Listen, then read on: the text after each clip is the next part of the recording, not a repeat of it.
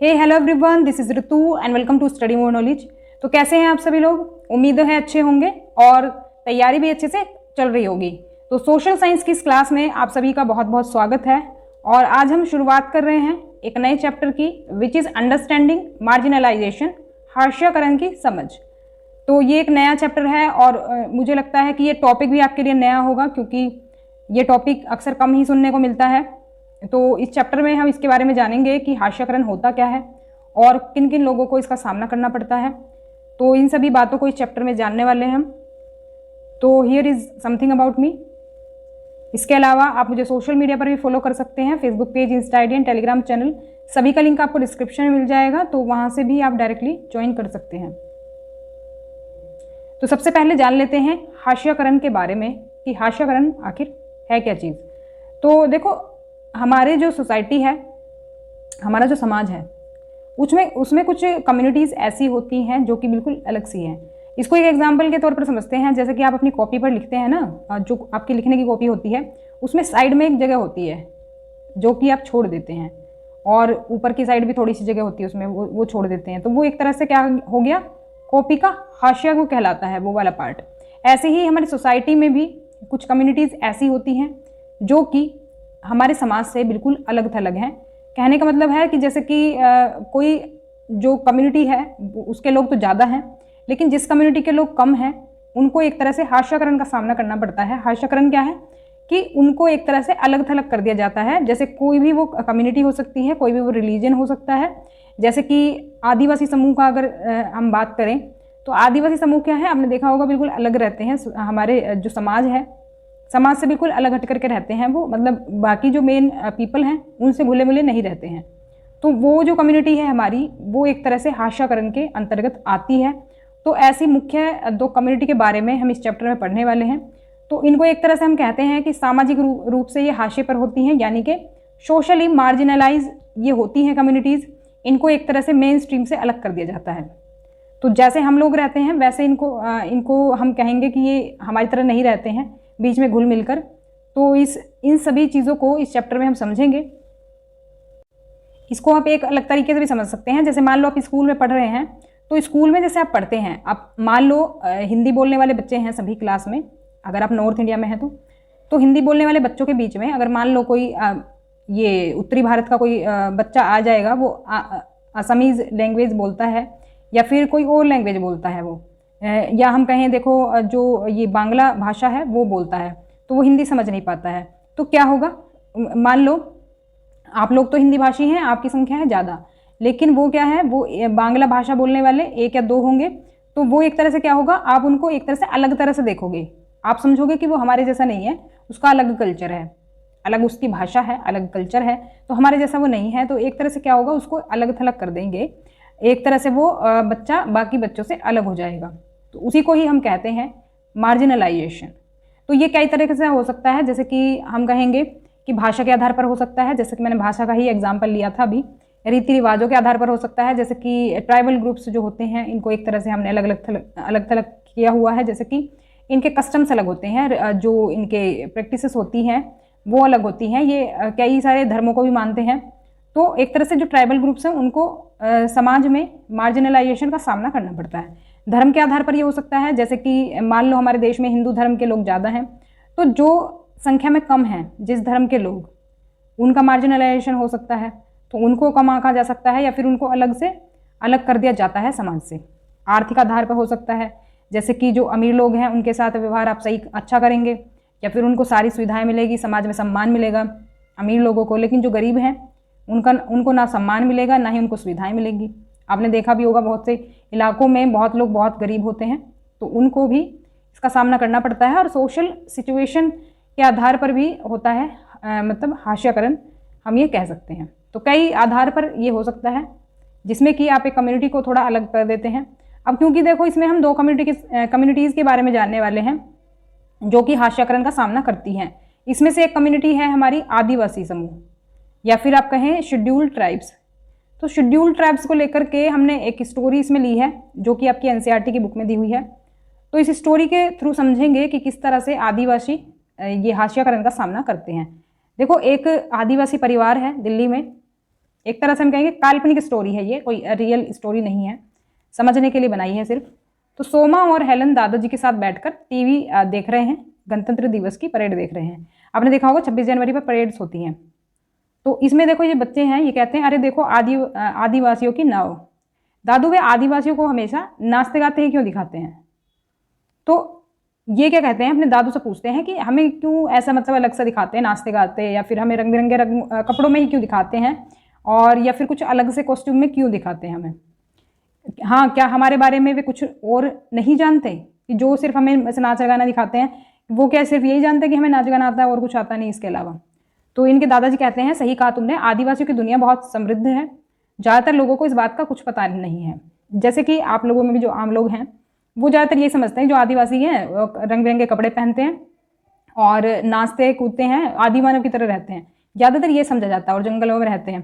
तो इनका कहना है कि आदिवासियों की जो लाइफ है ना वो काफ़ी समृद्ध है, जो कि बाकी लोगों को पता नहीं है, और ज़्यादातर लोगों को कहेंगे हम पता नहीं है। आगे देख लेते हैं। और तो ये दादाजी इनके कहते हैं कि जब मैं तुम्हारी उम्र का था तो उड़ीसा में हमारा गांव बहुत ही खूबसूरत हुआ करता था, हमें अपनी ज़रूरत की सारी चीज़ें अपनी ज़मीन और जंगलों से मिल जाती थी, मतलब जंगलों में ही क्यों के रहते थे, उसके आसपास जंगलों के आसपास ही बसे होते थे, तो इनको सारी चीज़ें वहीं पे मिल जाती थी। हम भी अपनी धरती जंगलों और नदियों की बहुत कदर करते थे। तो तभी अचानक हमें बताया गया कि जंगल हमारे नहीं है, वन विभाग के अफसरों और ठेकेदारों ने बहुत सारा जंगल साफ कर डाला, और अगर हम जंगलों को बचाते तो वे हमारी पिटाई करते थे। मतलब ये लोग अगर मान लो जंगलों को बचाने की कोशिश करते तो इनकी पिटाई की जाती थी, और फिर हमें अदालत में घसीटा जाता था, वहाँ ना तो हमें वकील मिलता था और ना ही हम अपना मुकदमा खुद लड़ सकते थे। तो ये प्रॉब्लम इनको फेस करनी पड़ती थी, क्योंकि जंगल या फिर जंगल के आसपास ये लोग रहते थे और जंगल से ही इनका आजीविका चलती थी कई तरह से। तो फिर आपने अपनी जान कैसे बचाई, बच्चे पूछते हैं। तो इनमें से बहुत सारे लोगों को अपने घर बार छोड़ने पड़े, आसपास के कस्बों में जो काम धंधे समय समय पर मिल जाते हम उन्हें करने लगे। अब क्योंकि देखो गाँव में जब इनकी आजीविका नहीं रहेगी, जंगल कट जाएंगे, जो जड़ी बूटियों से गुजर बसर करते थे और वहाँ से लकड़ियाँ वगैरह काट कर के लाते थे, और फल फूल भी वहाँ पर मिल जाते थे इनको, बहुत सारी चीज़ें जिससे आजीविका इनकी चलती थी। तो अब क्या हुआ, इनको फिर शहर की तरफ मूव करना पड़ा उसकी वजह से, क्योंकि जब गांव में वो चीज़ें इनकी नहीं रही। तो फिर अफसर आए, उन्होंने कहा कि हमारी ज़मीन के नीचे लोहे के भंडार हैं, फिर उसे निकालना चाहते थे। जैसे पता चलता है ना कि कहीं पर कोई खनिज है, लोहे के भंडार हैं, सोने के भंडार हैं, या फिर किसी और चीज़ के भंडार हैं, तो फिर वहाँ पर खुदाई चलती है। अब देखो खुदाई होगी तो आपको पता ही है वो पेड़ काटने पड़ेंगे पहले, तो पेड़ काटने पड़ेंगे तो इसका मतलब जंगल का जंगल साफ हो जाएगा। अब ऐसा तो है नहीं, खुदाई में कोई चीज़ है तो वो एक पॉइंट पर मिल जाएगी, थोड़ी सी जगह खोदेंगे, थोड़ी सी नहीं बल्कि बहुत सारे एरिया में वो खोदनी पड़ती है वो जगह, तब जा करके वो कोई भी खनिज जो है वो मिलता है।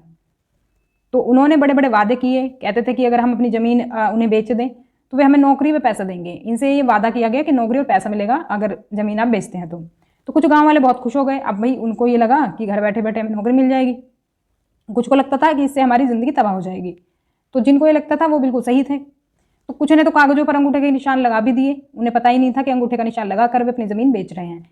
अब क्योंकि देखो उनको साइन वगैरह तो करने आते थे नहीं, क्योंकि एजुकेटेड होते नहीं थे ये लोग, तो अंगूठे का निशान लगाकर उनसे ज़मीन इन्होंने ले ली। तो मुट्ठी पर लोगों को उन्होंने थोड़ी छोटी मोटी नौकरी पर रख लिया, मुट्ठी भर लोगों को, मतलब मुट्ठी भर से मतलब है बहुत कम लोगों को, लेकिन ज़्यादातर लोगों ने अपनी ज़मीनें नहीं बेची। तो मतलब कुछ लोग तो मतलब तैयार हो गए नौकरी के लालच में कि नौकरी मिल जाएगी, भाई ज़मीन ही तो बेचनी है तो बेच दो, नौकरी करेंगे आराम से रहेंगे, लेकिन काफ़ी सारे लोगों ने नहीं बेची। तो फिर उसके बाद क्या हुआ, अब जिन लोगों को नहीं बेची अब उनके पास क्या रास्ता रह जाएगा, वो क्या करेंगे, मारपीट उन्होंने शुरू कर दी। वो धमकाने लगे कि अब क्योंकि जब मारपीट करेंगे धमकाएंगे तो ऐसी जगह पर कौन रह पाएगा। तो फिर वो मजबूर हो गए, आदिवासी लोग जो थे मजबूर हो गए वहाँ से ज़मीन को छोड़ने के लिए। तो अब ये ज़मीन बेचने और छोड़ने के लिए मजबूर कर दिया इन्होंने, और हमारी पूरी जीवन शैली का रातों रात नामो निशान गायब हो गया। जो आप खुद भी सोचें, आप मान लो किसी जगह पर रह रहे हैं, वहाँ से आपकी बहुत सी यादें जुड़ी होती हैं, बहुत सारी चीज़ें जुड़ी होती हैं।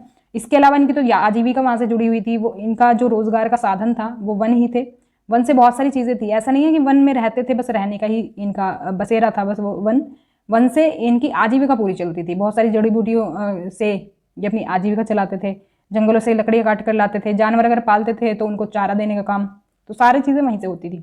तो ओ दादू मतलब बच्चे कहते हैं, ओ दादू हमारी ज़मीन उसका क्या हुआ। तो ये कहते 30 एकड़ ज़मीन के बदले ठेकेदार से हमें बस थोड़ा सा पैसा मिला। इसका मतलब है कि मतलब ज़मीन इनकी ज़्यादा चली गई, पैसा इनको काफ़ी कम मिला। और मैं अपने ज़्यादातर दोस्तों से उसके बाद फिर कभी नहीं मिल पाया, क्योंकि हर कोई मूव कर गया कहीं और, अलग अलग शहरों में। एक जगह तो कोई नहीं बस पाएगा, तो अलग अलग ये सभी लोग चले गए, और जो दोस्त थे वो भी बिछड़ गए। तो शहर में भी पैसे मुश्किल से थोड़े दिन चले। अब क्योंकि आपको पता ही है शहर में गांव में कितना अंतर होता है। गांव में अगर थोड़ा सा भी पैसा है तब भी आप अच्छे से जीवन यापन कर सकते हैं, लेकिन शहर में हर चीज़ का खर्चा होता है, तो शहरों में इतना आसान नहीं होता है।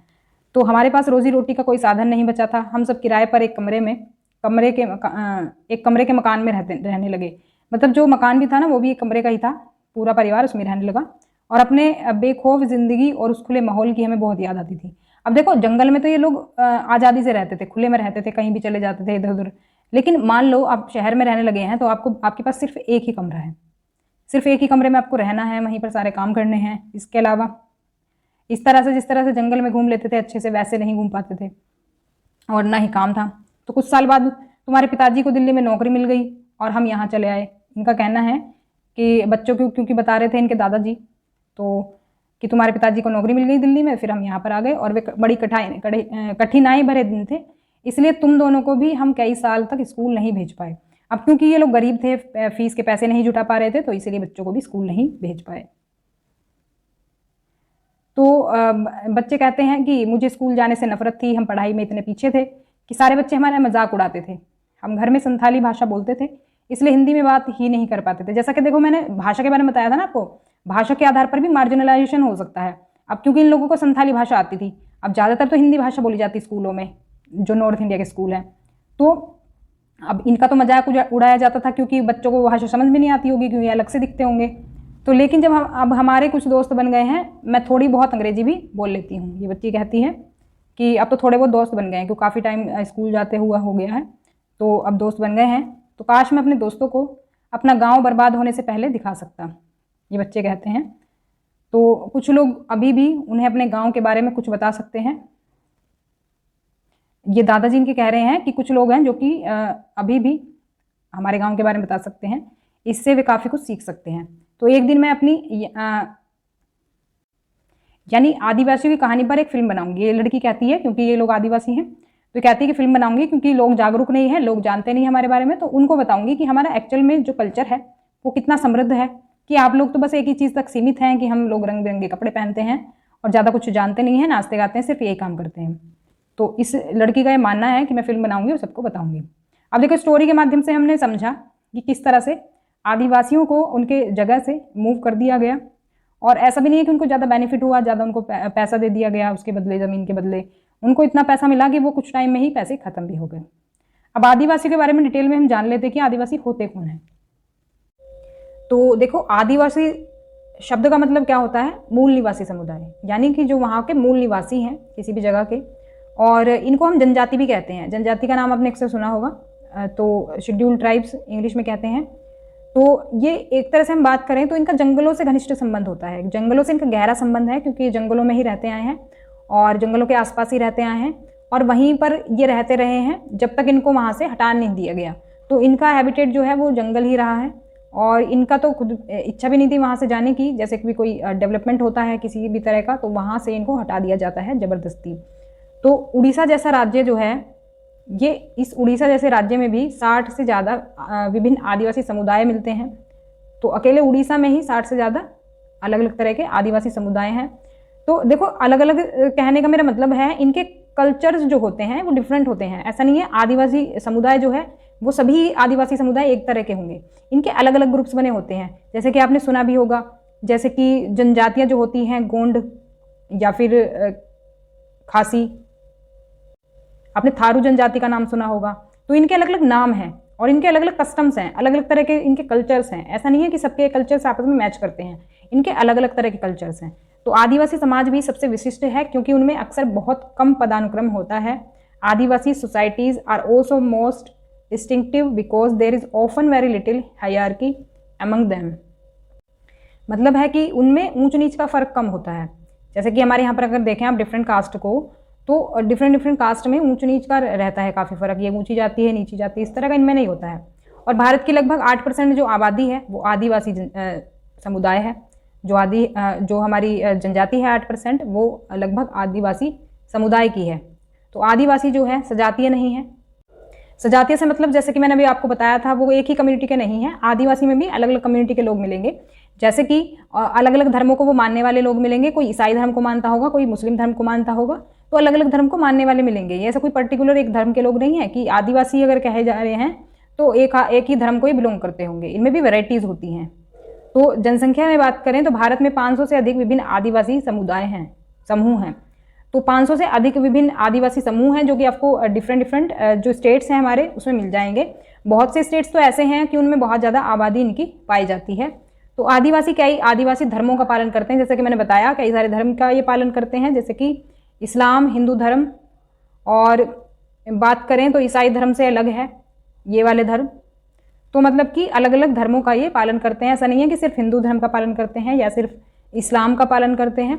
और पूर्वजों की, गांव की और प्रकृति आत्माओं की पूजा करते हैं। ज़्यादातर आपने देखा होगा ये जो इनके पूर्वज होते हैं, एंसेस्टर्स होते हैं, या फिर इनका गांव जो है, या फिर नेचुरल स्पिरिट्स हैं, जैसे कि वनों की ये पूजा करते हैं। इनकी कुछ ऐसी होती हैं देवी देवता होते हैं जिनकी ये पूजा करते हैं।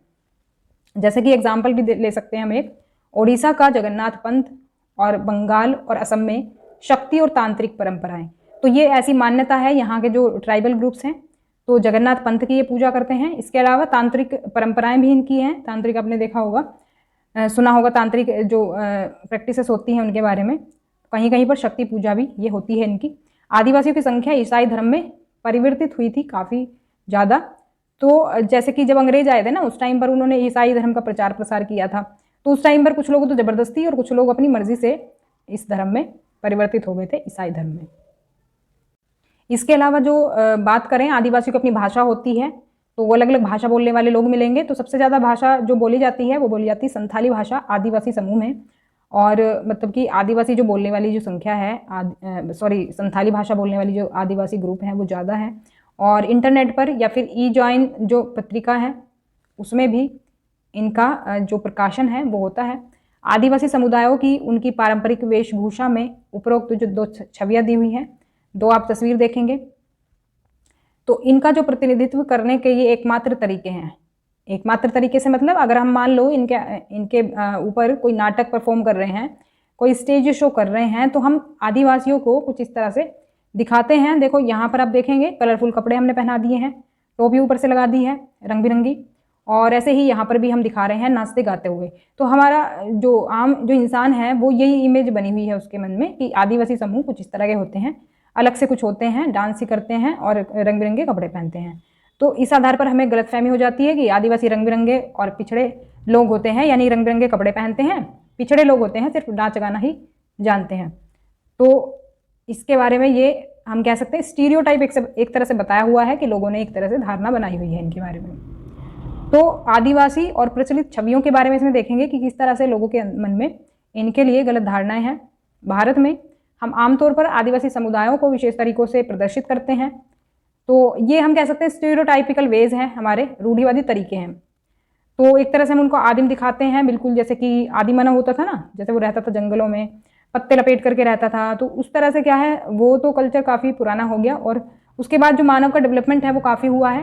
हालांकि ये लोग वनों में रहते हैं और वनों से रिलेटेड बहुत सी चीज़ें हैं जो ये करते हैं, लेकिन इसका मतलब ये नहीं है कि ये जो आदि मानव था जैसा वैसे ही होंगे बिल्कुल। इसके अलावा रंगीन पोशाक इनकी हम दर्शाते हैं, उन्हें उन्नति की कमी के लिए दोषी ठहराते हैं। Blame them for lack of advancement. हम ये कहते हैं कि वो एडवांस नहीं है, बाकी लोगों से घुले हुए नहीं है, मिले हुए नहीं है। जैसे कि बाकी लोग एक तरह से समय के साथ बदल जाते हैं, वैसे वो नहीं बदलते हैं। लेकिन वास्तविकता क्या है? वास्तविकता है विशेष समुदायों को रूढ़िबद्ध करने से ऐसे समूहों के खिलाफ भेदभाव करने वाले लोग हो सकते हैं। Stereotyping particular communities can lead to people discriminating against such groups. इसका मतलब क्या है? देखो, अगर हम ऐसा मान लेते हैं तो हम एक तरह से भेदभाव कर रहे हैं उनके साथ, डिस्क्रिमिनेशन कर रहे हैं, और एक तरह से उनको एक विशिष्ट समुदाय हम दिखा रहे हैं कि वो तो अलग है हमसे। तो क्या कर रहे हैं हम? मार्जिनलाइजेशन उनका कर रहे हैं। वो हास्यकरण हमने देखा ना चैप्टर का नाम, तो वो इसी वजह से है, क्योंकि इसमें हमें बताया गया है कि आदिवासी समूह जो है वो किस तरह से हाशिए पर है, किस तरह से वो अलग कर दिया गया है सोसाइटी से। अब क्योंकि ये ऐसे ड्रेसेस पहनते हैं, मतलब हमारा मानना ये है कि रंग बिरंगे कपड़े पहनते हैं, नाचते गाते हैं, तो हमसे क्या है, डिफरेंट है वो स्कूल नहीं जाते हैं, मतलब भेजते हैं अपने बच्चों को, ये ऐसा माना जाता है। अब जब वो आम लोगों की तरह कुछ काम ही नहीं करते तो उनको हम एक तरह से अलग मान लेते हैं। देखो पुराने टाइम के आप देखें साम्राज्यों को, जैसे कि ये होते थे ना हमारे अशोका के टाइम पर मौर्य साम्राज्य है, ये कई सारे साम्राज्य हुए हैं। तो इनका विकास कैसे हुआ है? ये जंगलों से ही हुआ है। इनका विकास कैसे हुआ? जंगलों से। ये जो आदिवासी समूह थे ना, आदिवासी समूह पर ये लोग डिपेंड रहते थे। ये जो साम्राज्य के शासक होते थे ना, ये आदिवासियों को क्या करते थे? आदिवासियों से ये सब चीज़ें मंगवाते थे, क्योंकि इनको आदिवासियों को क्या रहती थी? इन सब चीज़ों की समझ रहती थी। तो जंगलों से किस तरह से आएंगे? क्योंकि जंगलों की नॉलेज किसे रहेगी? आदिवासियों को रहेगी, क्योंकि वो वहाँ पर रहते हैं। अब आप अगर अपन किसी एरिया में रहते हो तो आपको वहाँ की नॉलेज होती है ना कि क्या चीज़ कहाँ पर मिलेगी। वैसे ही आदिवासी समूह भी है, तो वो वनों पर रहते थे, तो काफ़ी सारी चीज़ों की नॉलेज थी उनको, खनिज वगैरह भी वो प्राप्त कर पाते थे। और ये सभी चीज़ें जो आप देख रहे हैं, जैसे सोना चांदी कोयला हीरे जैसे धातु के अयस्क, अमूल्य लकड़ी कोई कैसी है, किस चीज़ के लिए, फर्नीचर के लिए कौन सी लकड़ी उपयुक्त रहेगी, और अधिकांश औषधीय जड़ी बूटियाँ। अब देखो पहले डॉक्टर्स थोड़ी ना होते थे, पहले होते थे वैद्य। और वैद्य कैसे इलाज करते थे? वो जंगल की जो जड़ी बूटियाँ होती थी उसी से इलाज करते थे। तो ये आदिवासी समूह जो होते थे ना, ये जंगलों में क्योंकि रहने का काम था इनका, ये जड़ी बूटियों की इनको गहन नॉलेज थी, गहरी नॉलेज थी, तो इनके थ्रू वो जड़ी बूटियाँ मिलती थी। पशु उत्पाद की बात करें, जैसे मोम, लाख, शहद, और स्वयं जानवर, हाथी शाही सेनाओं का मुख्य आधार। जैसे हाथी वगैरह जानवर वगैरह होते थे, तो ये एक तरह से सेना का काम करते थे, सेना में काम आते थे ना हाथी वगैरह, हाथी घोड़े, तो सभी ये जंगलों से आए थे। तो जंगलों से काफ़ी कुछ मिला, और इस वजह से क्या हुआ? साम्राज्यों का विकास हुआ, डेवलपमेंट हुआ। आदिवासी की और वनों की बात करें तो आदिवासियों को कम से कम 19वीं सदी के मध्य तक इन विशाल क्षेत्रों में से अधिकांश का गहन ज्ञान, पहुंच और नियंत्रण था। अगर हम पहले की बात करें तो 19वीं सदी के मध्य तक, 19वीं सदी क्या होगी? 19वीं सदी का मध्य क्या होगा? 1850 के आसपास की हम बात कर रहे हैं। 1800 में अगर एक भी प्लस होगा तो वो हमारा क्या बढ़ रहा है? 19वीं सदी की तरफ। तो इस टाइम पीरियड के आसपास की हम बात कर रहे हैं। तो इस टाइम पर क्या था? आदिवासियों को काफ़ी समझ थी जंगलों की, कहेंगे हम गहन ज्ञान था। गहन ज्ञान का मतलब होता है डीप नॉलेज। तो पहुंच भी था और नियंत्रण भी था इनका। तो वन संसाधनों तक महत्वपूर्ण पहुंच के लिए अक्सर साम्राज्य आदिवासियों पर बहुत अधिक निर्भर थे। तो मतलब कि जैसे होता है ना, एक कोई एक्सपर्ट होता है, वैसे ये लोग एक्सपर्ट होते थे। अगर जंगल की कोई चीज़ चाहिए तो इन लोगों से मंगवाई जाती थी। तो साम्राज्य एक तरह से इन पर बहुत ज़्यादा डिपेंड होते थे। लेकिन आज की सिचुएशन की बात करें तो आज स्थिति वैसी नहीं है। अब आप देखोगे आजकल आप देखोगे बीमारियां कितनी बढ़ गई हैं, लोग कितने बीमार रहते हैं। क्यों? क्योंकि हम आयुर्वेद से दूर जा रहे हैं। आयुर्वेदिक पहले दवाइयाँ हमें मिलती थी जंगलों से, अब देखो अब इतनी नई नई बीमारियाँ आ गई हैं। पहले भी तो लोग बीमार पड़ते थे, पहले भी तो वो इलाज करते थे ना, आयुर्वेदिक इलाज से ही सही हो जाते थे, और इतने इतने सालों जीते थे। आप देखोगे पहले के जो लोग हैं वो 100 साल से भी ऊपर जी जाते हैं। लेकिन आज की जनरेशन तो बहुत ही कम, मुश्किल से 50-60 तक जी पाएगी। तो उसका कारण यही था कि वो जंगलों से जड़ी बूटियों से अपना अच्छे से इलाज करते थे। और आज क्या है? आज देखो, जब क्योंकि आदिवासी समूह को हमने क्या कर दिया? जंगलों से निकाल दिया। अब देखो उनकी जो आगे आने वाली पीढ़ी होगी उसको कहाँ से जंगलों का ज्ञान रहेगा? मान लो कोई बच्चा है, आज जब वो 10 साल का बच्चा है और उसके फादर हैं जिसको कि जंगल की नॉलेज थी, जंगल की जड़ी बूटियों को नॉलेज थी, और आज उनको वहाँ से हटा दिया गया, तो वो शहर में जाकर के पढ़ेंगे बच्चे उनके, जैसे भी पढ़ेंगे, वैसे तो कम ही पैसा होता है, जैसे भी पढ़ाएंगे वो उनको। लेकिन वो जो जंगल की नॉलेज थी, वो जो जड़ी बूटियों की नॉलेज थी, उनके जो फादर जब तक हैं, जब तक वो नॉलेज है थोड़ी बहुत, क्योंकि उनके दिमाग में वो बसी हुई है। लेकिन जैसे उनके फादर चले जाएंगे और वो बच्चे बड़े होंगे, वो यंग होंगे, तो वो अपने बच्चों को क्या सिखाएंगे? क्योंकि जब उन्हें ही कोई नॉलेज नहीं होगी जड़ी बूटियों की या फिर इन दवाइयों की, तो ऐसा क्या होगा? आगे आने वाली जो पीढ़ी होगी वो इन चीज़ों के बारे में नहीं सीख पाएगी, ना ही इनको समझ पाएगी। तो ये जो हमारी धरोहर थी और ये जो ज्ञान था, ये ज्ञान एक तरह से खत्म होता चला जाएगा। तो इसी वजह से आज स्थिति ऐसी नहीं है, क्योंकि पहले जो ज्ञान था वो आज नहीं है औषधियों का, और हम आजकल ये अंग्रेजी दवाइयों पर डिपेंड हो जाते हैं इसी वजह से, क्योंकि हमें आयुर्वेद का ज्ञान नहीं है पूरी तरह से। अब अगर हम बात करें आदिवासी समूह की, देखो हम देख रहे हैं आदिवासी और विकास, आदिवासियों के साथ विकास कैसा था, और अब आजकल सिचुएशन जो है वो कैसी है। आदिवासी जो समूह है एक तरह से कंसीडर किया जाता है क्या? मार्जिनल और पावरलेस कम्युनिटीज़। अब क्योंकि देखो उनको हटा दिया जंगलों से, अब उनकी जो शक्ति थी वो तो उनकी वहीं पर थी जहाँ आपकी जड़ें होंगी, जहाँ आपको समझ होगी, जहाँ पर आपकी आजीविका होगी। मान लो आप आज ज़्यादा कमा रहे हैं, ज़्यादा पैसा कमा रहे हैं कहीं से, और तो वहाँ पर क्या है, आपकी एक तरह से जड़ें जमी हुई हैं, आप वहाँ पर अच्छा कर रहे हैं, अच्छा परफॉर्म कर रहे हैं, अच्छा कमा रहे हैं, तो अच्छा जीवन यापिका आपकी चल रही है। लेकिन अगर आपको वहाँ से हटा दिया जाए और आपके जो रोज़गार है वो छिन जाए, तो कहीं और आप जाएंगे, आप रहेंगे बेरोज़गार, ना आपके पास काम होगा, ना आप अपने बच्चों को एजुकेशन दे पाएंगे, ना अच्छा खाना दे पाएंगे। तो एक तरह से क्या हो जाएंगे, आप पावरलेस कम्युनिटी में आ जाएंगे। पावरलेस ऐसे भी हो जाएंगे क्योंकि आपकी वो जगह नहीं है, तो आप बाहर से वहाँ पर एक तरह से आउटसाइडर आप कंसिडर किए जाएंगे, तो आपकी वहाँ पर कोई पावर भी नहीं होगी। जैसे कि मान लो हम किसी एक कम्युनिटी की बात करें या फिर किसी एक धर्म की बात करें कि मान लो हिंदू धर्म के लोग ज़्यादा हैं, तो वहाँ पर क्या होगा, उन हिंदू धर्म के लोगों की ज़्यादा चलेगी, उनकी ज़्यादा पावर रहेगी और उनके जो है उनका ही एक तरह से राजनीतिक जो है दबदबा उनका ही रहेगा। तो जो माइनॉरिटीज़ रहेंगी, जो कम संख्या में लोग रहेंगे, वो क्या है, रहेंगे एक तरह से पावरलेस हो जाएंगे, उनकी जो शक्ति है वो वहाँ पर बेकार है। अब यहाँ पर देख लेते हैं, देखो पूर्व औपनिवेशिक दुनिया से मतलब क्या है, प्री कॉलोनियल वर्ल्ड। जब अंग्रेज नहीं आए थे यहाँ पर, उससे पहले की जो दुनिया थी वो कैसी थी।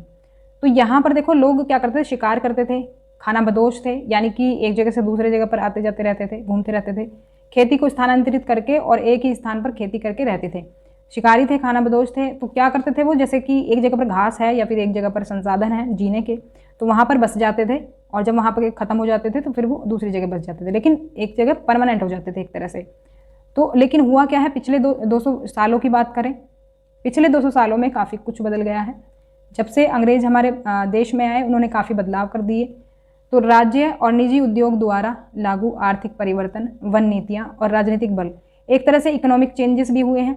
फॉरेस्ट पॉलिसीज आ गई नई, और पॉलिटिकल फोर्स आ गए जो कि एक तरह से क्या है, आदिवासियों के हित में नहीं रहे हैं। जो जंगल में रहने वाले लोग थे उनके हितों का एक तरह से हनन हो गया, उनसे ज़मीनें ले ली गई, एक तरह से हम कहेंगे विकास के नाम पर, कि हम यहाँ पर विकास करेंगे, हम यहाँ पर डैम बनाएंगे, हम यहाँ पर कोई इंडस्ट्री लगाएंगे, तो क्या करेंगे, हम विकास करेंगे। लेकिन उन लोगों का क्या, जो जिन लोगों का वो घर था, तो आदिवासियों का तो वो घर था, उनका घर आपने छीन लिया, भले ही आप विकास कर रहे हो, कोई डेवलपमेंट कर रहे हो, लेकिन उनका घर तो छिन गया। तो इसी वजह से क्या हुआ, माइग्रेशन का ये कारण बना, क्योंकि जो आदिवासी थे वो वहाँ पर न रह करके वो दूसरी जगह चले गए, प्रवास कर गए। प्रवास कहते हैं जो एक जगह से हट करके, अपनी मूल जगह से हट करके दूसरी जगह बस जाना। तो दूसरी जगह वो बस गए, अलग अलग तरह के कामों में लग गए, जैसे बागानों में, प्लांटेशन में। अब क्योंकि देखो इन लोगों को एजुकेशन तो ज़्यादा नहीं थी, इनके पास क्या कौन सा ज्ञान था, जड़ी बूटियों का, जंगलों का, वही इनकी धरोहर थी। तो पढ़ाई तो की नहीं थी इन्होंने, तो ये क्या काम कर पाएंगे, ये प्लांटेशन करेंगे, निर्माण स्थलों पर काम करेंगे, जैसे कि है आपने देखा होगा रोड्स वगैरह बनती है ना, या फिर ये इंडस्ट्रीज़ में लगेंगे, उद्योगों में लेबर का काम करेंगे, या फिर घरेलू कामगार के रूप में श्रमिक लगेंगे, यानी कि एक तरह से हम कहेंगे जो लेबरस जो वर्क है ना वो करेंगे ये, क्योंकि जब इन्होंने पढ़ाई नहीं करी है। अब ये ऐसा तो है नहीं कंप्यूटर जानते हैं या फिर एजुकेटेड हैं, मैनेजर की पोस्ट इनको मिलेगी, तो ये काम करते हैं जब ये यहाँ से क्या विस्थापित हो जाते हैं अपनी जगह से। देखो अब हम देखेंगे कि विकास, डेवलपमेंट जो हुआ और उसके बाद आदिवासियों ने जो प्रॉब्लम्स का सामना किया उनको हम इसमें देखेंगे। तो देखो लकड़ी के लिए, कृषि और उद्योग के लिए, भूमि प्राप्त करने के लिए वन भूमि को साफ कर दिया गया है। Forest lands have been cleared for timber and to get land for agriculture and industry. तो कई सारी चीज़ें हैं, जैसे कि कृषि के लिए कहीं कहीं भूमि को मतलब साफ़ कर दिया, वन जो बड़े बड़े पेड़ थे उनको साफ़ कर दिया। लकड़ी के लिए, हमें लकड़ी चाहिए फर्नीचर के लिए, या फिर हमें उद्योग के लिए ज़मीन चाहिए, फैक्ट्रीज अगर लगा रहे हैं हम किसी चीज़ की, उसके लिए तो ज़मीन चाहिए। तो ये सब करके हमने क्या कर दिया, वनों को साफ़ कर दिया। इसके अलावा कृषि की बात करें, जब फॉरेस्ट को साफ़ करा जा रहा है तो वो लोग जो वहाँ पर रहते हैं उनको क्या है, उनको वहाँ से छोड़ने के लिए मजबूर किया जाएगा, क्योंकि भाई जब इंडस्ट्री लगाएंगे तो जो लोग वहाँ पर बसे हुए हैं उनको तो रहने की जगह नहीं मिलेगी ना वहाँ पर के। जो भी काम करेंगे, जो भी डेवलपमेंट करेंगे, मान लो डैम बन रहा है, डैम अगर बना दिया तो डैम के जो वहाँ पर रहने वाले जो लोग थे, नदी के आसपास जो रहने वाले लोग थे, पानी की वजह से जो लोग रह रहे थे वहाँ पर, उनका तो घर वहाँ से हटाना पड़ेगा उन्हें, क्योंकि डैम जो है वो कई किलोमीटर पे बनता है। आपने अगर नहीं देखा हो तो ज़रूर देखें, तो नेट पर भी आप देख सकते हैं उसे। तो जो डैम होता है वो नदी के पीछे बनता है इस तरह से, तो इस तरह से काफ़ी एरिया कवर करता है। तो इस तरह से पीछे एक नहर सी बन जाती है, मतलब कि ये पूरा तालाब जैसा बन जाता है, तो जलाशय इसको कहते हैं। तो ये जो जगह बची, अब यहाँ पर जो लोग रह रहे थे वो तो यहाँ से चले जाएंगे ना, तो ये यहाँ से उनको जाना पड़ेगा। नहीं, अब जो बांध बनेगा वहाँ से तो उनको मजबूरन जाना पड़ेगा, लेकिन जब जहाँ पर वन इंडस्ट्रीज़ वगैरह बनेंगी, वन काट करके वहाँ से वो ज़बरदस्ती हटा दी जाते हैं।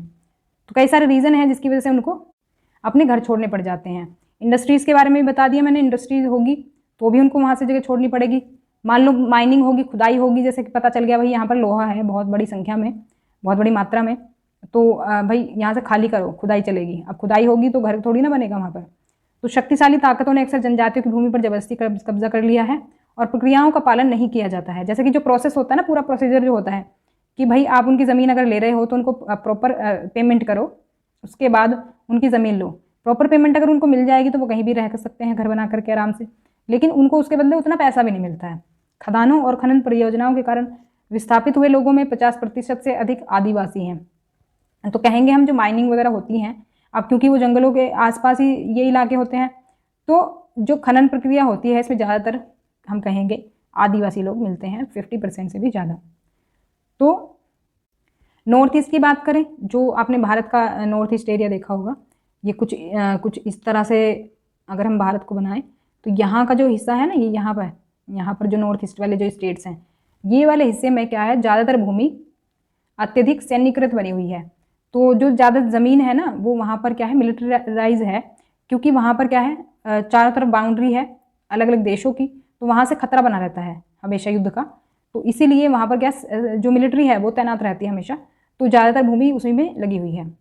देखो जो हमने माइनिंग की बात करी थी ना, माइनिंग जो खुदाई होती है, देखो कितना बड़ा एरिया दिख रहा है आपको, ये यहाँ पर आप देख सकते हैं कितना बड़ा एरिया है। तो ये कहाँ की है फोटो, ये उड़ीसा के कालाहांडी जिले में स्थित न्यामगिरी पहाड़ी का है व्यू, और ये डोंगरिया कोंड नामक आदिवासी समुदाय का इलाका है।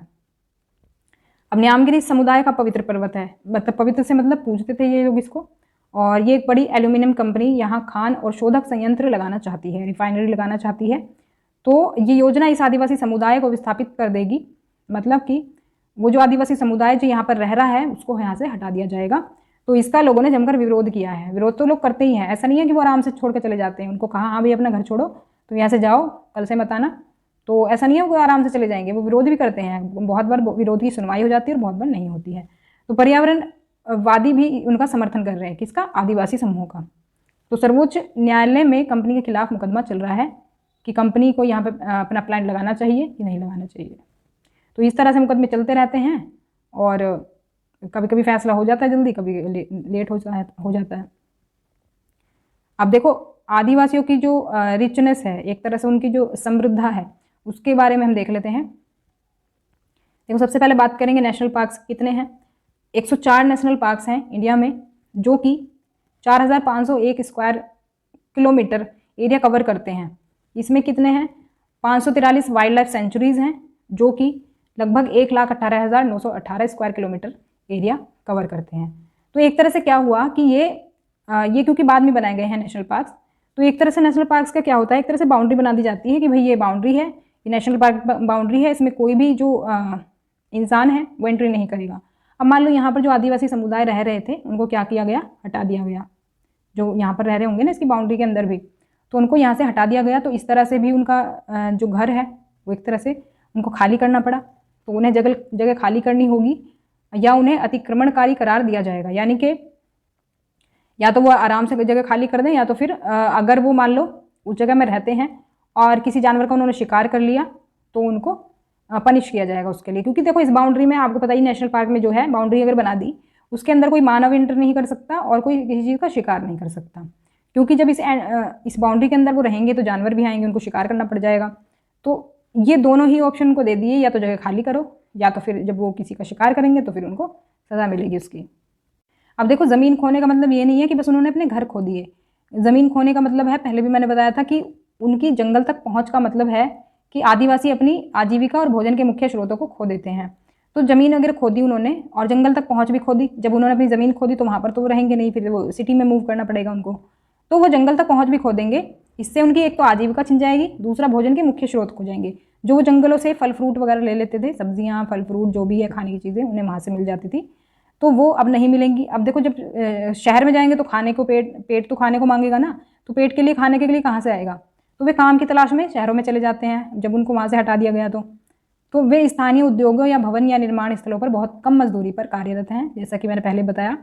तो बहुत ही कम उनको लो वेजेस मिलते हैं, जो कि जो रोज़ का उनका खाना पीना है वो भी अच्छे से नहीं हो पाता। होता क्या है इसका रिजल्ट, कि गरीबी और अभाव का चक्र ही एक तरह से बन जाता है, क्योंकि ज़्यादा इनकम नहीं वो कमा पा रहे हैं। जब ज़्यादा नहीं कमा पा रहे हैं तो बच्चों को खाना प्रॉपर नहीं मिलेगा, तो बच्चे क्या होंगे, कुपोषित हो जाएंगे। पोषण नहीं मिल पाएगा उनको पूरा। इसके अलावा कम साक्षरता दर रहेगी, यानी कि जब उनके पास पैसा नहीं है तो बच्चों को स्कूल नहीं भेज पाएंगे। तो दो ये सबसे बड़े नुकसान हैं जो कि गरीबी के उनको झेलने पड़ेंगे। और फिर इस तरह से क्या होगा, जो गरीबी की दर है वो भी बढ़ जाएगी, क्योंकि जब वो बच्चे बड़े होंगे तो वो किसी रोजगार के काबिल नहीं रहेंगे। ऐसे ही जैसे उनके पेरेंट्स काम नहीं कर पा रहे हैं कुछ, तो वैसे ही बच्चे भी नहीं कर पाएंगे जब उन्हें अच्छी एजुकेशन नहीं मिलेगी। अब देखो बात सिर्फ आय की नहीं है, इनकम की ही नहीं है, वो इनकम से ज़्यादा कुछ खो देते हैं। ज़्यादा क्या है, वे अपनी परंपराओं और रीति रिवाजों को खो देते हैं। वहाँ जहाँ पर वो एक ग्रुप बना करके रहते थे, पूरी उनकी कम्युनिटी साथ में रहती थी और सभी लोग रहते थे, उनके जो भाई बंधु थे वो सब साथ में रहते थे, तो सब बिछड़ गए। अब उनकी जो परंपराएं हैं, वो रीति रिवाज हैं, उनका क्या, वो जब वो सिंगल फैमिली रहेंगी तो वो परंपराएं, वो रीति रिवाज को जिंदा तो नहीं रख पाएंगे। इसके अलावा अगर उनकी नॉलेज की बात करें आदिवासी समूहों की, तो आदिवासी लगभग 10,000 पौधों की प्रजातियों का उपयोग करते हैं। 10,000 आप समझ सकते हैं कितना बड़ा नंबर है ये। और अप्रोक्सीमेटली 8,000 प्रजातियों का उपयोग औषधीय प्रयोजनों के लिए किया जाता है।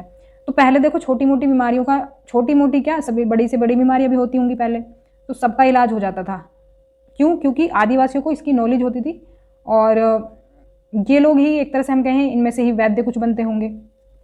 इसके अलावा 325 कीटनाशकों के रूप में उपयोग किए जाते हैं, 425 गोंद, रेंजिन और रंजक के रूप में, फाइबर के रूप में 550 और 3,500 खाने योग्य हैं। तो इस तरह से हम कहेंगे जो जड़ी बूटियां हैं, औषधियां हैं, वो अलग अलग रूप में हमें जंगलों से मिलती थी जब आदिवासी इस नॉलेज को रखते थे। तो जब आदिवासी वन भूमि पर अपना अधिकार खो देते हैं तो उनकी पूरी ज्ञान प्रणाली नष्ट हो जाती है। अब मान लो कि आपने कुछ पढ़ाई करी, आपने फर्स्ट क्लास से लेकर के 12th तक या फिर ग्रेजुएशन जो पढ़ा, अगर आपका वो ज्ञान किसी काम ना आए, मान लो आपको किसी रोजगार में ना लगाया जाए, उस पढ़ाई के बाद आप उस पढ़ाई का यूटिलाइज ना कर पाएँ, तो वो नॉलेज तो बेकार है ना। वैसे ही इनके साथ भी है, जो इन्होंने बचपन से लेकर बड़े होने तक पढ़ा इन औषधियों के बारे में, जड़ी बूटियों के बारे में, अब जब वहाँ से भी ये मूवमेंट कर जाएंगे तो क्या होगा, इनका ये ज्ञान वेस्ट हो जाएगा। तो अब देखो इनका क्या कहना है, उन्होंने हमारी खेतों की ज़मीन ले ली, वे कुछ घर छोड़ कर गए, वे शमशान भूमि, मंदिर, कुआं और तालाब ले गए, हम कैसे बचेंगे। गोविंद मारन है, ये एक आदिवासी समुदाय से हैं जो कि ओडिशा में एक रिफाइनरी परियोजना के कारण विस्थापित हुए थे। तो ये एक तरह से हम कहेंगे इनका पेन है जो कि बयां कर रहे हैं कि हमारी ज़मीन भी ले ली, सब चीज़ ले लिया हमारी, तो हम कैसे जिएंगे, क्योंकि हमारा जो आजीविका है वो एक तरह से जीवन जीने का अधिकार है, वो आपने छीन लिया है, तो हम कैसे जिएंगे। तो जनजातीय जीवन के आर्थिक और सामाजिक आयामों के बीच एक अंतर संबंध मौजूद है। अब देखो मान लो कि ये सोशल रूप से अगर ये मजबूत नहीं है तो ये इकोनॉमिक रूप से भी वीक हो जाएंगे। मान लो इनको एक अच्छा पोजीशन नहीं मिली, मान लो ये छोटी मोटी दुकान कर लेते हैं शहर में जा कर के, तो मान लो कि किसी डिफरेंट ग्रुप से बिलोंग करते हैं, तो क्या होगा, कुछ लोग वहाँ से इनसे क्या होगा, सामान नहीं लेंगे। मान लो कि दुकान का अगर एग्जाम्पल लें तो वो क्या होगा, उनके एक तरह से आर्थिक जो है, इकोनॉमिक जो उनका जो लाइफ है उसको भी वो इफेक्ट करेगा। तो एक तरह से ये दोनों रिलेटेड होती हैं, सोशल और इकोनॉमिक जो लाइफ है हमारी एक तरह से इंटरकनेक्ट होती है। तो एक क्षेत्र में विनाश स्वाभाविक रूप से दूसरे को प्रभावित करता है। ऐसा नहीं है कि एक ही कोई प्रभावित होता है, एक दूसरे को ये प्रभावित करता है। अक्सर बेदखली का मतलब वही मार्जिनलाइजेशन या फिर हम कहें डिस्प्लेसमेंट, जो ये एक जगह से दूसरे जगह पर जाते हैं, ये प्रक्रिया दर्दनाक और हिंसक हो सकती है। दर्दनाक तो इसलिए क्योंकि उनकी जो पूंजी थी बचपन से आज तक की वो गवा बैठते हैं, और हिंसक इसलिए हो सकती है, हिंसक आपने देखा होगा नक्सली हमले के बारे में आप अक्सर सुनते होंगे, जो छत्तीसगढ़ जैसे इलाके में होते हैं, छत्तीसगढ़, झारखंड, तो वहाँ पर क्या है, वहाँ जंगली एरिया पाया जाता है, और वहाँ पर क्या है कि ये लोगों का एक तरह से हम दर्द ही कहेंगे जो हिंसा के रूप में बाहर निकलता है, क्योंकि ये बहुत सालों से ये अन्याय उनके ऊपर होता आया है। तो क्या है, बाद में उनके पास यही विकल्प रह जाता है कि वो बंदूक उठा लेते हैं। अब कुछ लोग इस चीज़ को क्या करते हैं, पॉजिटिव वे में लेते हैं, कुछ नेगेटिव वे में लेते हैं। नेगेटिव जो लेते हैं वो कुछ इस तरह से हिंसक बन जाते हैं, जो कि जैसे कि आतंकवादी बन जाते हैं, नक्सलवादी बन जाते हैं। लेकिन कुछ लोग इस चीज़ को पॉजिटिवली लेते हैं, वो अगर मान लो पढ़ाई करते हैं अच्छे से और किसी एग्जाम को क्लियर कर लेते हैं, अच्छी पोस्ट पर हो जाते हैं, तो वो जो फ़र्क है, वो जो भेदभाव है, वो तो अपने आप ही खत्म हो जाएगा। लेकिन हर तरह के लोग रहते हैं, वो किस तरह से आप उस चीज़ को लेते हैं, कंसीडर करते हैं, वो हर किसी अलग अलग इंडिविजुअल पर डिपेंड करता है। अब देख लेते हैं अल्पसंख्यक और हास्यकरण। अल्पसंख्यक कौन होते हैं? अल्पसंख्यक यानी माइनॉरिटीज़ वो होते हैं जो कि एक कम संख्या में मौजूद होते हैं किसी भी समाज में। अब हमारे समाज की अगर बात ले लो, मान लो हिंदू ज़्यादा हैं और बाकी जो कास्ट या फिर कहें हम धर्म के लोग हैं, वो बाकी धर्म के लोग जो हैं कम संख्या में हैं। तो जो कम संख्या के लोग हैं वो अल्पसंख्यक कहलाएंगे, माइनॉरिटीज़ कहलाएंगे। जैसे कि मान लो हिंदू ज़्यादा संख्या में है, मुस्लिम कम संख्या में, तो मुस्लिम माइनॉरिटीज़ में आएंगे। तो वे समुदाय जो शेष जनसंख्या के संबंध में संख्यात्मक रूप से छोटे हैं, तो वो कहलाते हैं अल्पसंख्यक। इसमें शक्ति संसाधन तक पहुँच के मुद्दे शामिल हैं और इसके सामाजिक और सांस्कृतिक आयाम हैं। कहने का मतलब है कि जो संख्या में कम होंगे, एक तरह से उनके पास शक्ति भी कम होगी और उनके पास संसाधनों की भी कमी होगी। तो जो अल्पसंख्यक हैं, एक तरह से उनको वो अधिकार नहीं मिल पाते हैं जो बाकी को मिलते हैं। तो धर्म और भाषाई अल्पसंख्यक जो हैं, इनको संविधान एक तरह से हम कहते हैं सुरक्षा प्रदान करता है। धर्म और भाषाई आधार पर कैसे हो सकते हैं? जैसे कि धर्म है, धर्म के बारे में बता दिया मैंने, जैसे हिंदू धर्म के लोग ज़्यादा हैं, मुस्लिम धर्म के लोग कम हैं, तो वो जो कम हैं वो माइनॉरिटीज़ हो गए, मुस्लिम धर्म के लोग माइनॉरिटीज़ में आ गए। वैसे ही भाषाई लोग की बात करें, जैसे कि हिंदी भाषा बोलने वाले ज़्यादा लोग हैं। मान लो कोई दूसरा इंसान संस्कृत बोलता है या फिर बांग्ला बोलता है या तो फिर कोई और भाषा बोलता है, कोई जैसे संथाली वगैरह बोलता है, तो वो क्या हो गए, वो कम संख्या में हैं बाकी भाषा बोलने वाले, तो वो भाषाई आधार पर माइनॉरिटीज़ हो गए, लिंग्विस्टिक माइनॉरिटीज़ कहलाएंगे। तो इनको क्या है, संविधान सुरक्षा प्रदान करता है। आकार नुकसानदेह हो सकता है, साइज जो है डिसएडवांटेज का रूप ले सकता है। कैसे? जो संख्या में कम लोग हैं ना, उनको एक तरह से मार्जिनलाइजेशन की तरफ हम धकेल सकते हैं इस तरह से। तो जो संख्या में कम लोग होंगे वो कम पावरफुल रह जाएंगे, जो संख्या में ज़्यादा होंगे वो ज़्यादा पावरफुल हो जाएंगे। अल्पसंख्यक समुदायों को बहुसंख्यकों के सांस्कृतिक प्रभुत्व की संभावना से बचाने के लिए सुरक्षा उपायों की आवश्यकता है।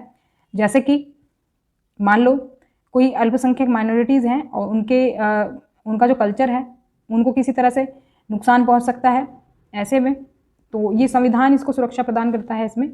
जैसे कि हम कहें कि जैसे मुस्लिम्स हैं, मुस्लिम्स ही अल्पसंख्यक मान लेते हैं, तो उनको अगर, तो हमारे संविधान ने धर्म की स्वतंत्रता दी गई है, वो चाहे जिस धर्म को माने, कोई भी लोग किसी भी धर्म को माने तो वो उसे मान सकते हैं।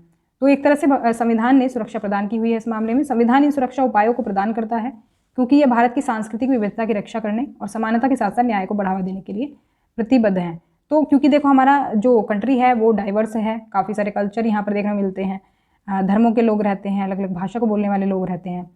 तो ये एक तरह से सुरक्षा जो प्रदान करता है संविधान इनको, ये एक तरह से समानता के साथ साथ न्याय को बढ़ावा देने के लिए भी हम कह सकते हैं प्रतिबद्ध होता है। तो रोल ऑफ जस्टिस क्या है? रोल ऑफ जस्टिस हम कहेंगे कि जो न्याय है हमारे संविधान में सभी को इक्वल मिला हुआ है, अब चाहे वो अल्पसंख्यक हो या फिर वो बहुसंख्यक हो। अब देख लेते हैं मुसलमान और हाशियाकरण।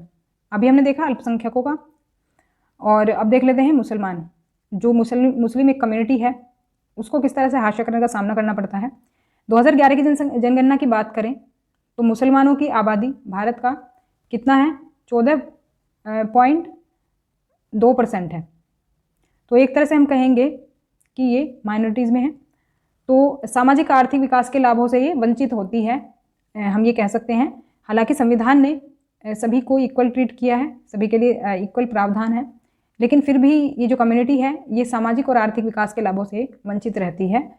तो अब हम एक आंकड़े देखेंगे एक टेबल के माध्यम से कि किसको कितने मौके मिले हुए हैं हर फील्ड में देखेंगे, एजुकेशन के मामले में हो या फिर जो बेसिक जो अमेनिटीज़ हैं उनके मामले में हो, मूलभूत सुविधाओं की बात हो, तो इन सब के बारे में देखेंगे। बात करें मूलभूत सुविधाओं की तो किस धर्म के लोगों को कितनी सुविधाएं मिलती हैं वो देख लेते हैं। इसमें मूलभूत सुविधाएं होती हैं जो कि हमारी डेली ज़रूरतें हैं, बेसिक ज़रूरतें हैं, बेसिक अमेनिटीज़ हैं जो कि हमें रोज़ ज़रूरत ही पड़ती है। तो इसमें शामिल है हमारा पक्का घर, बिजली और नल का पानी, ये बहुत ही ज़्यादा ज़रूरत की चीज़ें हैं। धार्मिक समुदाय की बात करें तो देखो हिंदू धर्म में अगर बात करें तो 65.4% ऐसे लोग हैं जिनके पास पक्का घर है, 75.2% ऐसे लोग हैं जिनके पास बिजली उपलब्ध है और 43.7% ऐसे लोग हैं जिनके पास नल का साफ पानी आता है। मुस्लिम कम्युनिटी की बात करें तो 63.8% पक्का घर, 67.5% लोगों के पास बिजली है, 35.8% लोगों के पास नल का पानी है। ईसाई धर्म में आंकड़ा थोड़ा सा बढ़ के आ जाता है। और सिख धर्म में आप देख पाएंगे तो सबसे ज़्यादा आंकड़ा इसमें है। अगर आप इसको देखें इन आंकड़ों को, तो सबसे ज़्यादा और सबसे कम सुविधाएं किसको मिल रही हैं, तो इसको देख लेते हैं। तो इसमें अगर हम गौर करें तो सबसे ज़्यादा जो सुविधाएं मिल रही हैं, मूलभूत सुविधाएं, वो सिख धर्म के लोगों को मिल रही हैं। वहीं कम की बात करें तो कम सबसे मिल रही हैं मुस्लिम समुदाय को। तो जो मूलभूत यानी बेसिक अमेनिटीज़ हैं हमारी, वो भी इस धर्म के लोगों को कम मिल रही हैं। और चीज़ के आंकड़े देख लेते हैं, जैसे कि साक्षरता दर अगर हम देखें, यानी पढ़ाई का प्रतिशत, कितने लोगों की कितनी साक्षरता दर है। कुल हम बात करें पूरे भारत की तो 74% है। इसमें हिंदू आते हैं 63%, मुस्लिम आते हैं 57%, ईसाई हैं 74, सिख हैं 67, बौद्ध है 71 और जैन है 86। तो यहाँ पर भी आप पाएंगे जो मुस्लिम कम्युनिटी है इसका साक्षरता प्रतिशत जो है वो सबसे कम मिलता है। ऐसे ही गवर्नमेंट जॉब में देखें मुसलमानों का प्रतिशत, तो यहाँ पर अगर हम देखें तो अलग अलग फील्ड में ये दिया हुआ है इनका परसेंटेज। तो इस तरह से आप समझ सकते हैं कि किस तरह से ये कम्युनिटी को काफ़ी परसेंटेज कम में सारी चीज़ें मिली हुई हैं। अब ये सभी समस्याओं के समाधान के लिए सरकार ने एक 2005 में कमेटी बनाई, उच्च स्तरीय समिति का गठन किया, जिसके कि अध्यक्ष रहे जस्टिस राजेंद्र सच्चर। पूछा जाता है, ध्यान रखेंगे इनका नाम। तो समिति ने भारत में मुस्लिम समुदाय की सामाजिक, आर्थिक और शैक्षणिक स्थिति की जांच की, मतलब सोशल जो उनका स्टेटस है वो कैसा है, इकोनॉमिक यानी कि उनके पास कमाई के कितने साधन हैं, और एजुकेशनल जो स्टेटस है उनका वो कैसा है। तो इन तीनों फील्ड में इन्होंने जांच की। इसने अपनी रिपोर्ट दी इस समिति ने, और इसने समुदाय के हाशिए पर जाने का प्रकाश डाला, मतलब किस तरह से ये कम्युनिटी मार्जिनलाइज है। तो अगर हम एक एग्जाम्पल लें किस तरह से पता चला, तो रिपोर्ट के अनुसार 7 से 16 आयु वर्ग के जो मुस्लिम बच्चे हैं इनकी स्कूली शिक्षा का औसत वर्ष अन्य सामाजिक धार्मिक समुदाय की तुलना में बहुत कम है। जैसा कि हमने भी आंकड़ा देखा पीछे, साक्षरता दर काफ़ी कम है। अन्य अल्पसंख्यकों की तरह मुस्लिम रीति रिवाज और प्रथाएं कभी कभी मुख्य धारा के रूप में देखी जाने वाली चीज़ों से काफ़ी भिन्न होती हैं। तो जो इनके कल्चर हैं, जो इनके रीति रिवाज हैं, इनकी जो प्रथाएं हैं, बाकी सभी से थोड़ी सी अलग हटके होती हैं, अलग देखी जाती हैं। बाकी लोगों के द्वारा तो अलग देखी जाती हैं, कहीं ना कहीं इस कम्युनिटी की भी इसमें हम कह सकते हैं इसका रोल है कम्युनिटी का भी, क्योंकि इनके जो कस्टम्स हैं ये इनके ऐसे हैं कि वो एक तरह से उनको अलग दिखाती हैं, जबकि ये तो अपने धर्म का पालन कर रहे हैं, कुछ अलग गलत तो नहीं कर रहे हैं, लेकिन उसकी वजह से होता क्या है, ये अलग से पहचाने जाते हैं समाज में। जैसे कि जो मुस्लिम महिलाएं हैं वो बुर्का पहनती हैं, मुस्लिम महिलाएं बुर्का पहनती हैं, तो कहीं भी भीड़ में आप पहचान सकते हैं कि हाँ ये मुस्लिम धर्म के लोग हैं। लंबी दाढ़ी ये लगाते हैं, होती है इनकी, मतलब बढ़ाए रखते हैं दाढ़ी, और जो फेज़ एक टोपी आपने देखी होगी जब ये नमाज़ पढ़ते हैं तो वो पहनते हैं। तो इससे होता क्या है कि मुसलमानों की पहचान करने के तरीके ये बन जाते हैं, तो आप कहीं से भी पहचान लेंगे इनको कि हाँ ये मुस्लिम है, तो उससे मार्जिनलाइजेशन के चांसेस और ज़्यादा बढ़ते हैं, डिस्क्रिमिनेशन के चांसेस और बढ़ते हैं। भरी भीड़ में आप इनको पहचान सकते हैं। मान लो अगर आपको वो कम्युनिटी पसंद नहीं है तो आप क्या करोगे, उसको अलग थलग कर दोगे। अगर बौद्ध धर्म का कोई जा रहा है, जैन धर्म का कोई जा रहा है, तो उसका कोई सिंबल नहीं है तो उसको कोई पहचान नहीं सकता, लेकिन मुस्लिम धर्म के अगर आप हैं तो आपको कोई भी कहीं भी पहचान सकता है और अलग तरह से पहचाने जाते हैं। तो ये सोचते क्या है, बाकी लोग क्या सोचते हैं कि ये हम में से हमारी तरह ये नहीं है, ये हमसे थोड़े अलग हैं। तो एक तरह से बाकी की जनसंख्या जो है इनको एक तरह से अलग समझती है, अलग मानती है। तो मुसलमानों के सामाजिक हाशिए पर जाने के कई कारण हैं, जैसे कि माइग्रेशन, जैसे एक जगह से दूसरी जगह पर गए और वहाँ पर जैसे कि वो अगर वैसा उनका जो कल्चर है बाकी लोगों से अलग है थोड़ा, तो क्या होगा, उनको थोड़ा अलग थलग कर दिया जाएगा, मार्जिनलाइज उनको कर दिया जाएगा। मान लो अगर वो हिंदू कम्युनिटी में अगर वो चले जाते हैं रहने के लिए, हिंदू कॉलोनी में रहने चले जाते हैं, किसी एक कॉलोनी में मान लो हिंदू ही धर्म के लोग रहते हैं और मुस्लिम धर्म के लोग वहाँ पर हो जाते हैं, तो उनका कल्चर क्या होगा, अलग होगा। तो एक तरह से क्या होगा, तो वो एक तरह से हाशिए पर वो चले जाएंगे, क्योंकि उनको एक तरह से अलग थलग रहना पड़ेगा। दूसरा क्या, समुदाय का घेटोइजेशन। घेटोइजेशन क्या होता है कि जैसे एक कम्युनिटी के लिए आपने एक जगह अलग बना दी है रहने के लिए कि अब आप यहीं पर रहोगे, आपकी यही पहचान है। जैसे मान लो हमने कोई एक कम्युनिटी बना दी, एक कॉलोनी बना दी किसी एक पर्टिकुलर जाति की, जैसे हम कह देंगे ये गुप्ता कॉलोनी है, यहाँ पर सारे गुप्ताज रहेंगे, यहाँ पर सारे बनिए रहेंगे, यहाँ पर सारे पंडित रहेंगे। इस तरह से अगर हम कॉलोनी बना देते हैं तो इसको कहते हैं समुदाय का घेटोइजेशन। कभी कभी ये पूर्वाग्रह, घृणा और हिंसा की ओर ले जाता है। अब जब वो कम्युनिटी से आप उनको अलग कर दोगे तो वो क्या होगा, एक तरह से प्रिजुडिस में आएगा और एक तरह से घृणा और हिंसा की ओर ले जाता है। आप उस कम्युनिटी से थोड़ा क्या करोगे, घृणा करोगे कि ये तो मतलब अलग से लोग हैं, ये तो हमारी तरह नहीं है, बिल्कुल अलग है। इस मामले में भी आर्थिक और सामाजिक हाशिए के बीच एक कड़ी है, जो इकोनॉमिक और सोशल जो मार्जिनलाइजेशन है उसके बीच एक तरह से कड़ी होगी। अब क्योंकि हमने उस कम्युनिटी को अलग कर दिया, मान लो मुस्लिम कम्युनिटी है, उसने उस हिंदू धर्म के जो कॉलोनी थी वहाँ पर कोई उसने दुकान खोल ली, किसी भी तरह की डिपार्टमेंटल स्टोर अपना ओपन कर लिया, तो जो हिंदू धर्म के कॉलोनी में बसे हुए लोग हैं वो वहाँ पर नहीं जाएंगे कि ये तो भाई अलग है हमसे, हम इस पर नहीं जाएंगे, हम इससे सामान नहीं लेंगे। तो एक तरह से क्या होगा, दोनों चीज़ें कनेक्टेड हैं, इकोनॉमिक और सोशल। अब उसके जो है आर्थिक दशा सही नहीं रहेगी क्योंकि उसके पास पैसे नहीं आएंगे, तो दोनों चीज़ें जुड़ गई ना, सोशल मार्जिनलाइजेशन और इकोनॉमिक मार्जिनलाइजेशन जो है ये एक तरह से जुड़े हुए हैं। तो इस स्थिति के निवारण के उपायों और सुरक्षा उपायों के बारे में सोचना चाहिए, क्योंकि इसमें थोड़ा सा कोशिश खुद उस धर्म के लोगों को भी करनी पड़ेगी जो उस धर्म से बिलोंग करते हैं और मार्जिनलाइज हैं। क्यों मार्जिनलाइज हैं, कई सारे रीज़न है उसके। पहनावा दिखता है, अगर वो सबके साथ मिल जाते हैं, घुल जाते हैं, सबके साथ रहते हैं और उनके जैसे ही रंग में ढल जाते हैं, तो क्या होगा, सभी लोगों के जैसा वो लगेगा और उसको अलग नहीं रखा जाएगा, एक तरह से वो मार्जिनलाइज नहीं होंगे। तो खुद उस कम्युनिटी को भी ये सोचना चाहिए और दूसरे लोगों को भी थोड़ा सा एडजस्ट करना चाहिए इस चीज़ को। तो यही इसका सॉल्यूशन हो सकता है। घेटोइजेशन मैंने बता दिया आपको कि एक किसी कम्युनिटी के लोग जैसे हमें एक बस्ती बना दें, एक इलाका कोई बना दें कि ये तो इस कास्ट से बिलोंग करता है या तो फिर इस ये धर्म से बिलोंग करता है। तो ये कई आधार पर हो सकता है, ऐसा नहीं है कि ये सामाजिक आधार पर ही होगा, ये कल्चर आधार पर भी हो सकता है, आर्थिक कारणों पर भी हो सकता है। जैसे गरीब बस्तियाँ आपने बना दी कि यहाँ पर झोंपड़ी वाले रहेंगे, यहाँ पर ही रहेंगे, कहीं और जाने की इनको परमिशन नहीं है। तो इस तरह से वो होता क्या है, शेष समाज से वो कटता चला जाता है, वो एक तरह से अलग हो जाता है कि भाई हम तो अलग हैं, हमें तो इन्होंने अलग कर दिया है कि हम बिल्कुल इस समाज से जुड़े हुए नहीं हैं। मार्जिनलाइजेशन की बात करें तो मेन तौर पर ये बहुत कुछ समुदाय हैं गिने चुने जिनको ये फेस करना पड़ता है।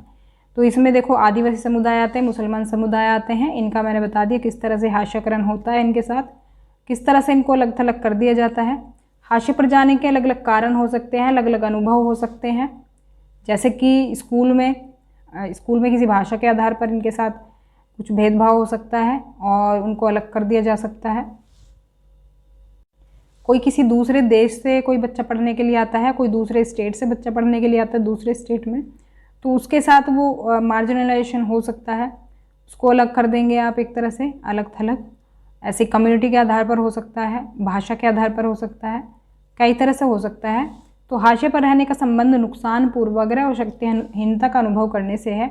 मान लो ट्राइबल ग्रुप को ही ले लें हम, तो उनका क्या है, एक तरह से नुकसान उनका हो रहा है और उनके बारे में क्या होता है, पूर्वाग्रह लोग बना लेते हैं कि ये आदिवासी लोग तो क्या होते हैं, इस तरह से रंग बिरंगे कपड़े पहन कर ही रहते हैं और नाचते गाते हैं और एक तरह से पावर उनकी ख़त्म हो जाती है, पावरलेस वो लोग हो जाते हैं। जहाँ जो लोग वो पावरफुल थे अपने जंगलों में रहते हुए, इतने सारी नॉलेज थी उनको, वहीं वही लोग पावरलेस हो जाएंगे जब वो शहरों की तरफ मूवमेंट करेंगे।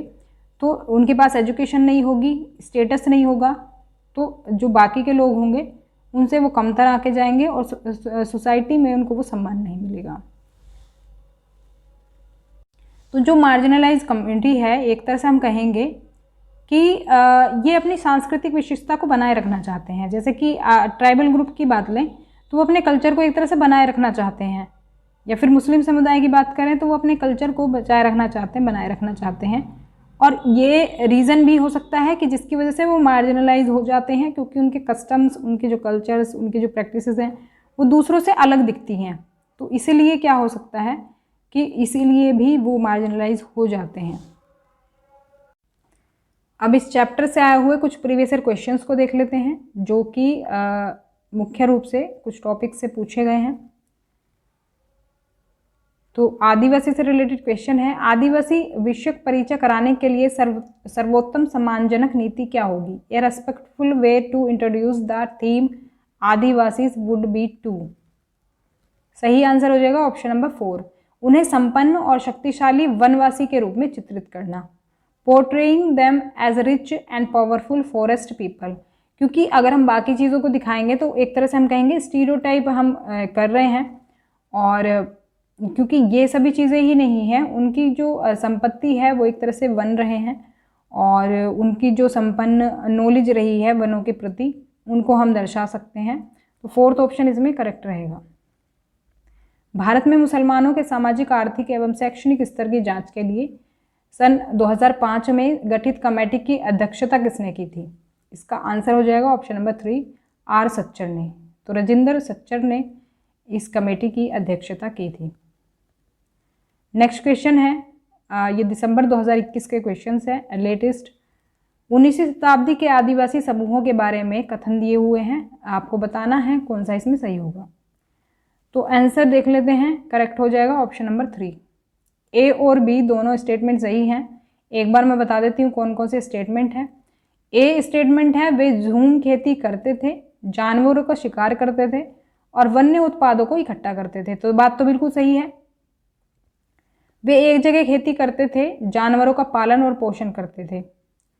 तो ये दोनों ही इसमें हो जाएंगे सही आंसर।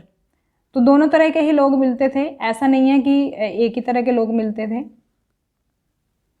मैंने कहा था ना आपसे, जो ये आदिवासी ग्रुप्स जो होते हैं ये अलग अलग तरह के होते हैं, ऐसा नहीं है कि एक ही तरह के होंगे, कि झूम खेती करने वाले ही आदिवासी जो ग्रुप हैं वो होंगे, या फिर एक जगह खेती करने वाले ही होंगे। तो दोनों तरह के मिल सकते हैं। तो ए और बी दोनों ही ऑप्शन इसमें सही हो जाएंगे। नेक्स्ट क्वेश्चन है, हास्यकृत होने से अनुभव होता है। अगर कोई कम्युनिटी मार्जिनलाइज है तो क्या एक्सपीरियंस करेगा वो? तो इसमें आंसर हो जाएगा ऑप्शन नंबर 3, बी और सी का। एक तरह से वो डिस्क्रिमिनेटेड अपने आप को महसूस करेगा, दूसरा पावरलेस महसूस करेगा। तो भेदभाव और निर्बलता, बी और सी इसमें सही होंगे। प्राइड का तो अनुभव नहीं करेगा, जब उसको अलग थलग कर दिया तो गौरव तो उसे महसूस नहीं होगा, गर्व तो महसूस नहीं होगा उसको। तो बी और सी सही हो जाएंगे इसमें। एलिमिनेशन के थ्रू भी आप इसको कर सकते थे। स्टेटमेंट्स दी हुई हैं 2, इसमें से बताना है कौन सा सही है। सही आंसर देख लेते हैं, ऑप्शन नंबर 3 इसमें सही हो जाएगा। पहला स्टेटमेंट दिया है, आदिवासियों के धर्मों का आसपास के साम्राज्यों में प्रचलित प्रभुत्वशाली धर्मों पर भी असर पड़ता है। और सेकंड है, उड़ीसा का जगन्नाथ पंथ और बंगाल व असम की शक्ति परंपराएं इसी का उदाहरण है। तो बी तो सही है हमारा इसमें, और ए स्टेटमेंट हमारा गलत है। तो देखो, जो आदिवासी के धर्म होते हैं उसमें अगर कोई प्रभुत्वशाली धर्म है, कोई डोमिनेटेड रिलीजियस है, उस पर आदिवासियों के धर्म का क्या फ़र्क पड़ेगा? तो ए इसमें इसी वजह से गलत हो जाएगा, बी सही है। नेक्स्ट क्वेश्चन है, घेटोइजेशन हास्यकरण का परिणाम है। किसका परिणाम है ये घेटोइजेशन? इसमें आंसर हो जाएगा ऑप्शन नंबर 4, ए, बी और सी तीनों।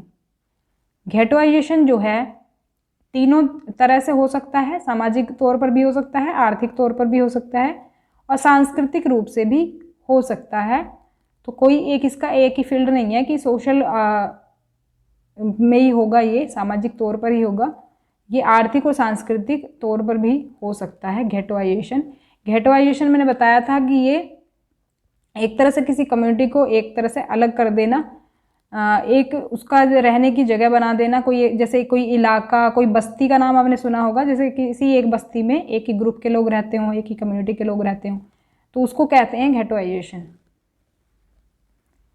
नेक्स्ट क्वेश्चन है, जब एक समुदाय को सामाजिक एवं आर्थिक विकास के किनारे पर रहने के लिए ढकेल दिया जाता है तो इसे क्या कहते हैं?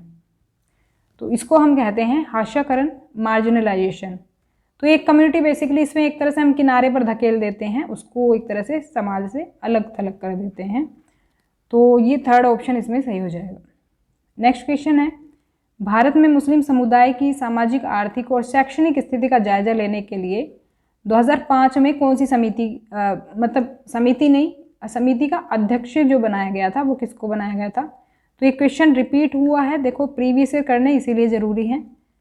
तो ये रिपीट हो गया 2021 में। इसका सही आंसर हो जाएगा ऑप्शन नंबर 3, न्यायमूर्ति राजेंद्र सच्चर की अध्यक्षता में ये कमेटी बनाई गई थी 2005 में। नेक्स्ट क्वेश्चन भी हमारा कुछ इसी तरह का है, कथन दिया हुआ है और उसको कारण दिया हुआ है, बताना है कौन सा सही है कौन सा गलत है। तो इसमें जो आंसर होगा वो हो जाएगा ऑप्शन नंबर 1। ए और आर दोनों सही हैं और व्याख्या जो है आर सही व्याख्या करता है ए की। क्या है स्टेटमेंट्स? इतिहास में साम्राज्य वन संसाधनों के लिए आदिवासियों पर निर्भर रहते थे। तो ये हमने देखा ही था, जो साम्राज्य थे आदिवासियों पर निर्भर रहते थे, बिल्कुल बात सही है। और बी है आदिवासियों के पास वनों तक पहुँच का गहन ज्ञान और साथ ही साथ अधिकतर वनों पर अधिकार भी था। तो बिल्कुल बात सही है दूसरी भी। तो कथन जो दिया हुआ है उसका कारण भी बिल्कुल सही दिया हुआ है। गहरी नॉलेज होती थी आदिवासियों को, इसी वजह से जो साम्राज्य हैं बिल्कुल आदिवासियों पर निर्भर रहते थे। नेक्स्ट क्वेश्चन है अल्पसंख्यकों से रिलेटेड और इसमें स्टेटमेंट बतानी है कौन सी सही होगी। इसमें ऑप्शन नंबर 1 सही हो जाएगा, ए और बी दोनों सही हैं। अल्पसंख्यक शब्द का इस्तेमाल ऐसे समुदायों के लिए किया जाता है जो संख्या की दृष्टि से बाकी आबादी के मुकाबले बहुत कम है। तो बिल्कुल बात सही है ये। दूसरा है अल्पसंख्यक शब्द केवल संख्या के सवाल तक ही सीमित नहीं है, बल्कि सत्ता, संसाधनों तक पहुंच आदि मुद्दे इससे जुड़े हुए हैं। तो ये भी स्टेटमेंट बिल्कुल सही है। केवल हम संख्या के आधार पर नहीं कह सकते कि वो अल्पसंख्यक है, वो सत्ता और संसाधनों तक पहुंच के मामले में भी हो सकता है। तो ऑप्शन नंबर 1 सही हो जाएगा, दोनों स्टेटमेंट हमारी इसमें सही हैं। तो वीडियो अगर पसंद आई हो तो लाइक करें, शेयर करें और सब्सक्राइब कर लें चैनल को, जिससे कि आपको सभी नोटिफिकेशंस मिलते रहें समय समय पर। And if you have any query then please ask me in comment section. तो मिलते हैं नेक्स्ट क्लास में, तब तक के लिए stay connected and keep watching study more knowledge. Thanks for watching.